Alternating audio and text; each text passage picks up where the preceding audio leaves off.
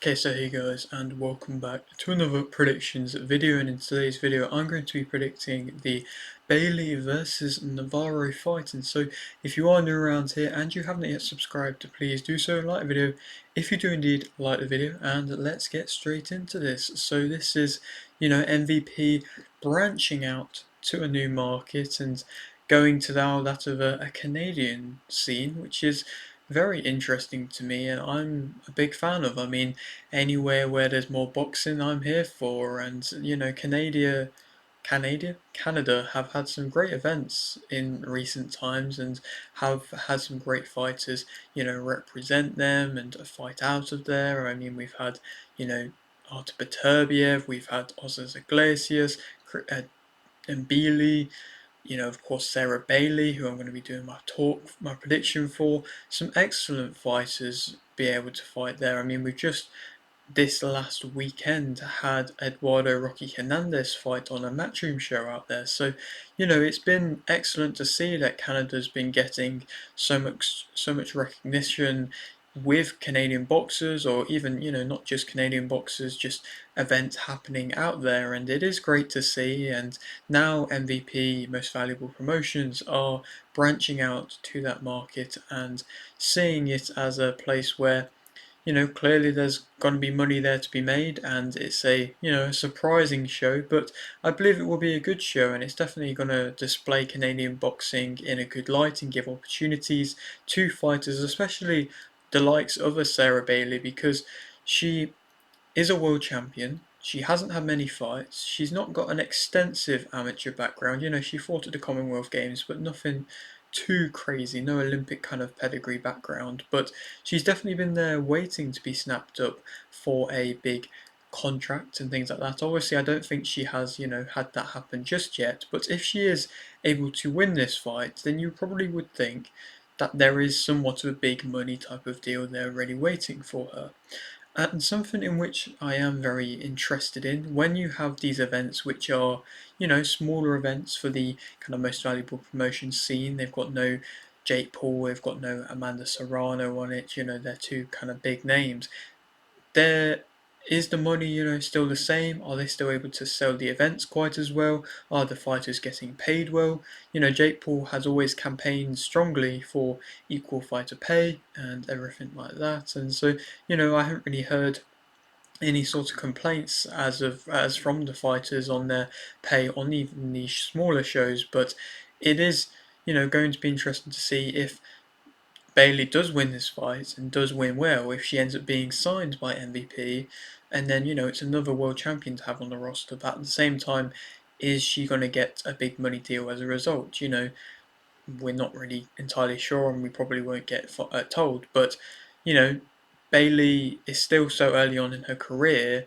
She's, of course, a world champion, but probably isn't going to get these kind of true 50-50s on paper for that of a little while, because she is a very skilled fighter and I think has the potential to go in against some top fighters in the light flyweight division, but she just hasn't really been, given that opportunity as of just yet. But, you know, maybe it might take that a little bit longer because of a result of her working with MVP, and, they're not got the kind of biggest of draws to an extent to really want to push their fighters too quickly. It seems like they've been, a little bit reluctant at times to really push their fighters too much just yet. But, you know, it may take Bailey that little bit longer to be able to get in them, like I say, true 50-50s because of her lack of professional experience. But we'll never know. I mean, it's definitely the case where she should be signed up by a promotion, and so hopefully MVP will pick her up, even though,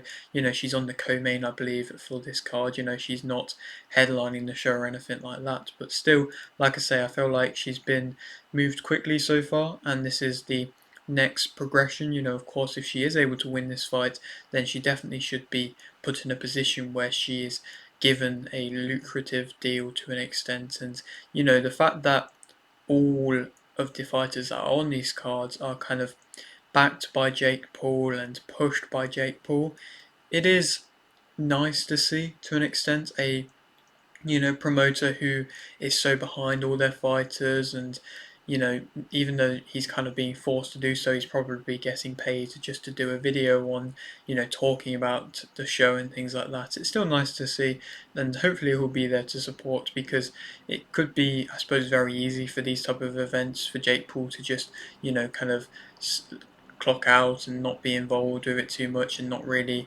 even go to the event or talk about it or anything like that. He might not go to it, but at least he could do would be talk about it, and he's been doing that. And so, Jake Paul's been behind all of the fighters that are, going to be on this show and have been all on the other show, the other smaller shows of MVPs. And it's definitely not like, Misfits Boxing. You would never realistically see, they have smaller events, but not a smaller true boxing event where they're all just, proper boxers going for the titles any way that they can. You won't really see that. I doubt you'll ever see a world title fight on a Misfits card. You never know, that could happen, but in general, I just like how Misfits definitely do reward the fighters, in which they have, if they put on a good display, they'll get rewarded. So hopefully, if Bailey is able to win this one, she'll get rewarded. I mean, similarly to that of a Lucas Bardi, who's on this show, he's headlining, he's facing Rakaza. Well, I mean, I say he's headlining, there's kind of, four big names and they're all kind of on the card, but, Bardi is headlining versus Raykaza. It's an interesting contest, it's not a big fight or anything like that. It's definitely a step down in opponent from when he fought Silva. It's definitely a step down in opponent, because Raykaza, yes, is an undefeated fighter, but at the same time hasn't fought anybody anywhere near, a similar type of level to that of Bardi. And I feel like maybe not Misfits, MVP are so keen to create big stars, to create big names outside of that of a, Amanda Serrano and a Jake Paul, that they are, putting their fighters against, on paper, even matchups, but fighters who are definitely not going to be at the same skill level as them. So, you'd expect Bardi to win comfortably, but I don't think he's the most crazy of skilled fighters, but he just has the ability to be able to be a big name, riding off to the result of the big KO that he got versus Silva. And so, it's interesting to see, but like I say, at least the fighters are getting rewarded. Silva got knocked out badly, Bardi is getting rewarded, not necessarily with the rematch, which possibly could have, happened and been deserving to happen, because I did believe that Silva was winning that fight, but still being rewarded in other ways, and still getting good money fights, and hopefully we will still see the rematch at some point. And so, to give a kind of base, just like overview of the fight, Bailey is 5-0 with no KOs, and Navarro is 6-2 with 1 KO. This fight is for the WBA World Light Flyweight title. Bailey's last fight was a win via unanimous decision versus Ortiz, and Navarro's last fight was a win via unanimous decision versus Villarreal. This is in Bailey's home country of Canada. Navarro is 35 and Bailey is 30. Navarro's losses have come versus O'Hara in 2023 and Rivero in 2022. And to touch upon more about what I've just been saying, obviously I've touched upon, WBA World Championship being on the line. Bailey's had that belt now, and defended it against Ortiz Jr. Ortiz, I believe that was the defense. I may be wrong, but nonetheless, to have a world title within 5 fights is crazy in itself. But Ortiz, that was a kind of first valid, high level of opponent that she had fought. Ortiz had fought some top names in the past, and hadn't really always come up and had much success, but she's always been able to make it tough. And I feel like she definitely was making it tough for Bailey. I think it was Bailey's toughest fights clearly so far, and she won comfortably in the end, but it was still, at times showcasing some of the negatives, I suppose, in her game, some of the things that she still needs to tidy up and clean up. But nonetheless, a high level of opposition and a good win there. For Navarro though, she is in a bit of an interesting point in her career. To be able to get given this opportunity, you have to argue, is it deserved? I'm not entirely sure. I mean, she's on, I believe a 3 fight win streak at the moment. She fought 3 times back in 2024. They were on, I believe, all Spanish shows, and they weren't exactly against the biggest of names, but she was able to have success and get a bit of a streak going. So she's able to come in off a win, and that's always kind of what you want at the bare minimum for being a world title challenger. But she is representing Spain. I mean, Spanish boxing in recent times hasn't really been represented in the best of lights. I mean, especially on the women's side, there hasn't really been many. I mean, Carabajal, no, she was Argentinian. There's not really been that many Spanish women's fighters even kind of floating around, to be completely honest, off the top of my head. But on the men's side of things as well, I mean, we've just seen Sandor Martin lose for a world title. Yes, that was a close fight. Yes, that was unfortunate that he lost, but it was the Spanish kind of side being represented in a bad way again. And then again, there's been a few other fighters who have floated around and had world title challenges and haven't been able to win, but now we've got Navarro getting given, another opportunity for Spain to win a world title. She could cause a huge upset, and you never do know. But she's going to be coming in at least with a bit of confidence, riding off the wins in which she's had in recent times. And she's always taken fights all over. I mean, you kind of look back upon that O'Hara fight where she was going into O'Hara's backyard to an extent. It was at York Hall in England. O'Hara is a British fighter. She hasn't fought since 2023, since the win versus Navarro, so I don't entirely know what's going on in her career, but she did look very good and very promising as an upcoming prospect. But like I say, would beat it at the time, now TNT Sports. She just wasn't really kind of pushed with Queensberry the same way. I don't know really, like I say, what's happened in her career, but still, she looked very good in that fight, O'Hara, but Navarro has had that big opportunity. So, at least she's had that under her belt. She didn't look amazing in that contest, but at least she's had that big opportunity under her belt and experienced it, what it's like being in front of the crowds and being an away fighter and fighting in somebody else's backyard. And so she's not going to be, of course, phased at all by coming and fighting Bailey here. I don't necessarily know how kind of big of a crowd in which Bailey does bring. It seemingly is quite good, but it's nothing crazy. So she definitely is going to have to deal with being the away fighter, but it's not going to be a hostile environment from what I believe. Something that I did want to touch upon in just recent most valuable promotions kind of talk, and it affects every fighter realistically that is on a MVP show. That is just, will they be willing to work with His Excellency? I mean, there is some great fights available with some of the names in which are on the most valuable promotion scene, but at the same time, since we've just recently seen KSI have a meet with His Excellency, and His Excellency kind of going up and slagging off Jake Paul, and Jake, talking about how Jake Paul was just fighting old men and everything like that with the whole Mike Tyson fight. Does that mean that most valuable promotions from now on, it's going to take a lot for them to be willing to give their fighters opportunities to fight on big Saudi shows? I'm not entirely sure. I mean, maybe that could be a possibility. Maybe they could be tempted away by the, money from His Excellency if any of them get to that level. But an Amanda Serrano, Kate Taylor trilogy fight could happen. Amanda Serrano could possibly, easily get given a big fight out in Saudi. Would that not happen now because Jake Paul and Most Valuable Promotions would block it? Or would they be wanting their fighters to just have the best opportunities for them? If Sarah Bailey gets to a point where she is, forced to fight big fights and, defended her belt multiple times where she, literally has no other option to fight big fights, would she get blocked from fighting it due to a result of, His Excellency not really being as nice to Jake Paul? It's just an interesting thing, and it's maybe going to be intriguing to see how it plays out over the years. Will something like Jake Paul's ego, or the whole promotion's kind of ego, have too much of a problem? We've seen it loads in boxing, big promotions having egos and not really be wanting to put on the fights that should happen. But now that's kind of changed due to His Excellency coming in. But will Jake Paul and Most Valuable Promotions not be wanting, like I say, to put their fighters in top level fights? Like I say, it's just an interesting thing, and another good name that also could maybe be in big fights down the line. Tia Bo, she's an excellent fighter from what I believe. She has a lot of uh, prospect kind of ability about her, and she's 1-0 so far. She's on this card.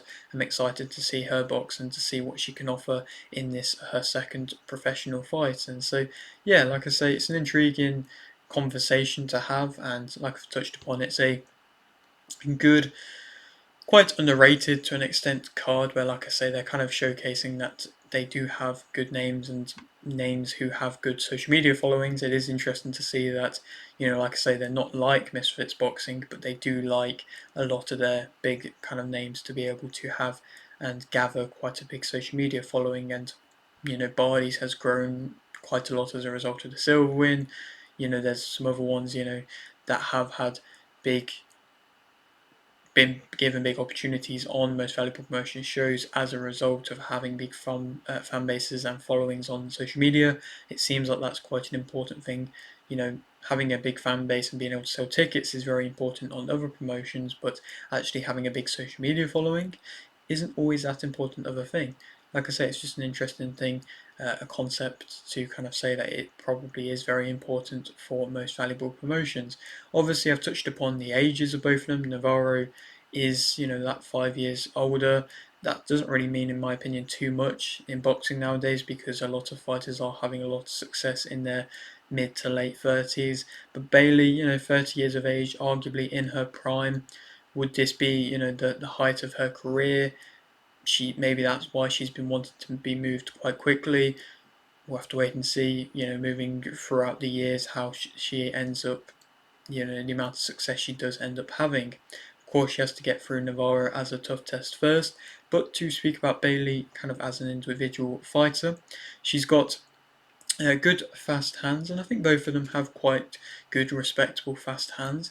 She's got good technical boxing. I mean, I think she is a very disciplined fighter, and so as a result, I think she showcases that she does have a good technical skill set and does utilize that well. She has solid timing. She was able to counteract Ortiz most of the time when she was coming in. Ortiz does come in quite one-dimensionally, and she definitely is walking onto shots quite often, and Bailey was there to catch her with that shot very consistently. She resets well. I think she does go back in a straight line, which isn't always the best of things, but at least she tries to reset. She can get dragged into a fight a bit, but if she is carrying on trying to reset, I think she definitely does her best work at a mid-range, and she can be accurate at a mid-range. So I just would like to see her consistently being able to reset and go back to the centre of the ring if things are getting rough and rugged on the inside. She finds her range well. She is well disciplined. I mean, you can hear in her last fight, her corner was saying and shouting things for her to do, adjustments for her to make, and she was consistently, abiding by that and listening to that and reacting to that, and that's just what you want to see, to be completely honest, especially when you are such a skilled fighter. She feints well. I think she definitely does have a solid feint, which is nice to see. She kind of has good shots around your guard. She can switch up either throwing a jab or just a kind of slapping shot that will go around your guard nicely, which when she plants her feet and throws that kind of a shot, she is having more success. So when she does plant her feet, she's not got much power and she's not really going to be able to really stop you too much in your tracks or really hurt you too much, but it's definitely a nice on the eye type of shot. She controls the tempo well. I think Ortiz is somebody who, wants to be on the front foot, wants to make it difficult for you, and wants to kind of force you to be on the back foot and have a high pace, set a high pace. But Bailey was able to, for the most part of the fight, control the tempo, control the pace, fight at whatever tempo she wants, and kind of fluctuate between that a lot. And she's got good straight shots. I think sometimes she doesn't utilize the combinations in which she has, but the straight shot combinations in which she does throw, I think, are excellent and was having a lot of success against Ortiz with them, but I would just like to see her use them a little bit more. Negatives about her, I think she doesn't turn into her shots, much at all. That's where I think a lot of the power is kind of sapped from, and I think she doesn't really adapt in close too well. I think she squares up in close. I think she still stood quite tall. I think her chin is in the air. I think she's got minimal head movements. All of this being in close, and also ends up kind of as a result smothering her work. Whereas I think she definitely could, with the ability she has to be able to plant her feet, have much better success in close if she's able to adjust just kind of her footwork a little bit and stand a bit better. But she didn't seem to be able to do that too much. She does, like I say, kind of back off in straight lines. I think she does, like I say, kind of come with singular shots. I think she loads up on her shots quite a lot when she is on the back foot, where she will willingly be at times. She is loading up that bit too much and then just waiting for a big shot there to happen. She had success versus Ortiz because she was quite one-dimensional coming in, but Navarro might not be quite as easy to catch just coming in. She can be, dragged a little bit into a fight, and I think her shot selection is quite limited, whereas, when she is just loading up on shots, you can kind of see them shots coming. She can be predictable as a result, and like I say, showcasing that poorer shot selection. And also at the same time, I don't think she changes levels that well. I think to add to her boxing skill set and her technical fundamentals, she definitely could, throw a bit of a nice jab to the body every so often or something like that, just to look that bit cleaner, just to look that bit nicer. And I think it's not something out of the realms of possibility for what she can do, but she just doesn't do it enough, in my opinion. Negatives about, well, actually, no, to speak about Navarro as a fighter, she's seemingly quite a quick starter. She wants to come onto the front foot typically quite quickly, and she'll, get straight going, be quite reactive, quite bouncy, maybe, too reactive quite often, but I'll speak a bit more about that in a moment. But she's definitely going to be perhaps that bit of a faster starter than Nata Bailey, and maybe force Bailey to switch on from quite early. She's got a high guard, definitely a higher guard than that of Bailey, who does have quite a low guard for the most part. She always wants to respond or always aims to throw a big shot when you are coming in, even though for the most part she is probably going to miss with that.